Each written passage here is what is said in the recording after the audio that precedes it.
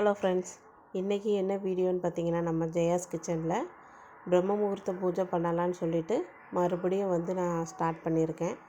ஏன்னா வேலைக்கு போய் ஒரு 4-5 மாதம் மேலே ஆகுது. அதுக்கப்புறமே என்னால் சரியாக வந்து வீடியோ போட முடியல.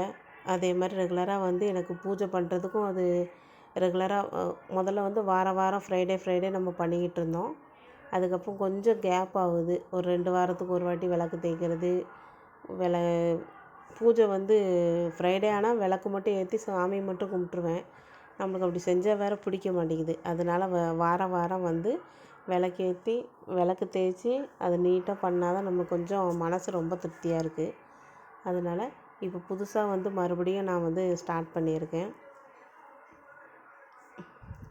இப்போ நான் வந்து இன்றைக்கி காலையில் 4 மணிக்கெலாம் எந்திரிச்சு குளிச்சுட்டு வந்துட்டு நைட்டே வந்து ஃபுல்லாக வந்து வீடெல்லாம் துடச்சி வச்சுட்டேன். விளக்கும் தேய்ச்சி வச்சுட்டேன். பூஜை ரூமும் ஃபுல்லாக க்ளீன் பண்ணிவிட்டு அரிசி மாவு கோலம் வந்து போட்டுட்டேன். நைட்டே இந்த வேலைலாம் வந்து போட்டேன். ஏன்னா காலையில் போட்டேன்னா அந்தளவுக்கு நம்மளுக்கு காயாது, கொஞ்சம் டைம் எடுக்கும். நம்ம இந்த வேலையெல்லாம் முடிச்சிட்டோம் அப்படின்னு சொன்னால் காலையில் வந்து பார்க்கும்போது நல்லா பளிச்சுன்னு கோலமும் நல்லா பளிச்சுன்னு இருக்கும். நம்ம அந்த ஈரத்தோடையே வந்து விளக்கெல்லாம் வச்சோன்னா அந்த கோலம் வந்து அழிஞ்சிரும், கோலங்கிறதுனால. நம்ம சாக் பீஸில் போட்டால் தான் ஒன்று சாக் பீஸில் போடணும், இல்லைன்னா கோலம் மாவில் போட்டால் அது பாட்டுக்கு இருக்கும். நம்ம அரிசி மாவில் வந்து மஞ்சள் கலந்தோ இல்லை வெறுமனையாவோ போட்டோன்னா அது வந்து அழிஞ்சிரும். அதனால் நைட்டே போட்டு நம்ம எப்போதுமே நைட்டே போட்டு வச்சுட்டோன்னா நம்மளுக்கு பார்க்குறதுக்கும் அழகாக இருக்கும். நல்லா காலையில் பார்க்கும்போது பளிச்சுன்னு இருக்கும். பூஜை ரூமே நல்லாயிருக்கும். அதனால் வந்து நம்ம நைட்டே வந்து எல்லாமே ரெடி பண்ணிட்டேன். காலையில் எழுந்திரிச்சி விளக்குலாம் மட்டும் எடுத்து வைக்கணும் பூஜை ரூமுக்குள்ளே. சரி, ஏன்னா கோலம் போட்டு காயணும்ல, அதனால் நான் வெளியே வந்து பொட்டெல்லாம் வச்சு எல்லாமே ரெடி பண்ணி வச்சு வெளியே வச்சுட்டேன்.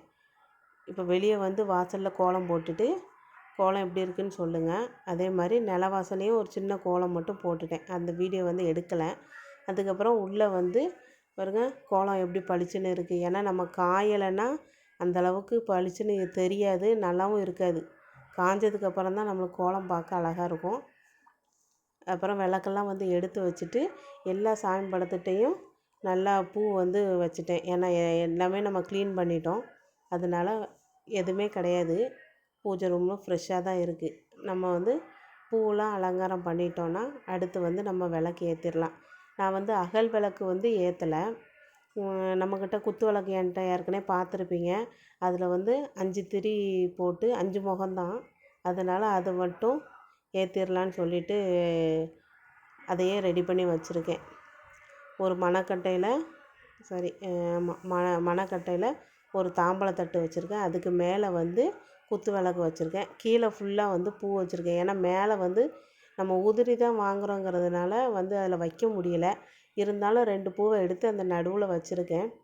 அது சப்போஸ் ஒன்று நிற்கணும், இல்லைன்னா கீழே விழுந்துச்சுன்னா அதுவும் கஷ்டம். 2வது இந்த வந்து தீபத்தில் வந்து அந்த பூ வந்து இதாகக்கூடாது, எரியக்கூடாது. அது வந்து ரொம்ப நல்லது கிடையாதுன்னு சொல்லுவாங்க.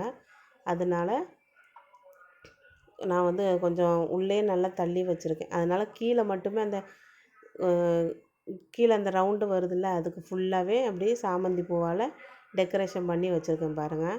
உங்களுக்கு பார்த்தாலே தெரியும். இப்போ இந்த 5 முகம் விளக்கு ஏற்றிட்டு அதுக்கப்புறம் காமாட்சி அம்மன் விளக்கு, அதுக்கப்புறம் சாய்பாபா கிட்ட எல்லா விளக்கும் வச்சுருக்கேன் பாருங்கள். இப்போ முருகருக்கு, வராகி அம்மனுக்கு எல்லா விளக்குமே ஏற்றிட்டு ஊதுபத்தி காமிச்சிட்டு எல்லாருக்கும் அப்புறம் வந்து கொஞ்சம் நேரம் உட்காந்து ஒரு சின்ன ஸ்லோகம், ஏதோ நம்மளுக்கு தெரிஞ்ச ஸ்லோகம் அது படித்து நம்ம வந்து வேண்டுதல் வந்து எதுக்காக வைக்கிறோம் அப்படிங்கிறத நம்ம வந்து சாமிக்கிட்ட சொல்லி வேண்டிக்கிட்டு நம்ம வந்து கொஞ்ச நேரம் ஒரு கண்ணை மூடி அமைதியாக வந்து நம்ம உட்காந்து பண்ணுறது ரொம்ப நல்லது. அதனால் வந்து பூஜையெல்லாம் முடிச்சுட்டு வெளியே வந்து விளக்கு ஏற்றலைன்னா, ஏன்னா அந்த ஒரு தேங்காய் குடுமி மாதிரி வச்சுருந்தேன் பாருங்கள், அந்த விளக்கு வந்து உடஞ்சிருச்சு. அதனால் நம்ம வாங்கினா தான் திரும்ப வந்து வெளியே வைக்க முடியும். ஏன்னா வெளியே வந்து இப்போ காற்று பயங்கரமாக இருக்கும், வைக்க முடியாது. சும்மா அகல் விளக்கு வச்சோம்னா ஃபுல்லாக அணைஞ்சிருதுன்னு சொல்லிவிட்டு நான் வந்து அகல் விளக்கு வைக்கலை. அந்த தேங்காய் குடுமி மாதிரி வந்து 2 வாங்கி சைடில் வைக்கிறேன். அதனால் வந்து உருளியில் மட்டும் பூ போட்டு நிலவாசலில் பாருங்கள் சைடு வந்து பூ வச்சுருக்கேன். அதே மாதிரி மேலே அந்த ஸ்க்ரீன் துணி தொங்க போட்டிருக்கலாம், அதுக்கு மேலேயுமே நான் வந்து சாமந்தி பூ வச்சுருக்கேன். வெளியே இருந்து நம்ம காட்டிட்டு நிலவாசலில் வந்து நம்ம தெய்வம் குலதெய்வம் வந்து இருப்பாங்க, குடியிருப்பாங்கன்னு சொல்லிட்டு ஒரு ஐதீகம். அதனால் அவங்களுக்கு ஃபஸ்ட்டு காட்டிட்டு அதுக்கப்புறமா வெளியே இருந்து உள்ளே வாங்க அப்படின்னு சொல்லி கூப்பிட்ட மாதிரி உள்ளே வந்து எல்லா தெய்வங்களுக்கும் காட்டிட்டு நம்ம வந்து பூஜையை சிம்பிளாக வந்து முடிச்சுக்கலாம். நான் அதுக்கப்புறம் வந்து வீடியோ எடுக்கலை. சேனல் பிடிச்சிருந்தால் லைக் பண்ணுங்கள், ஷேர் பண்ணுங்கள், சப்ஸ்கிரைப் பண்ணுங்கள். தேங்க்யூ.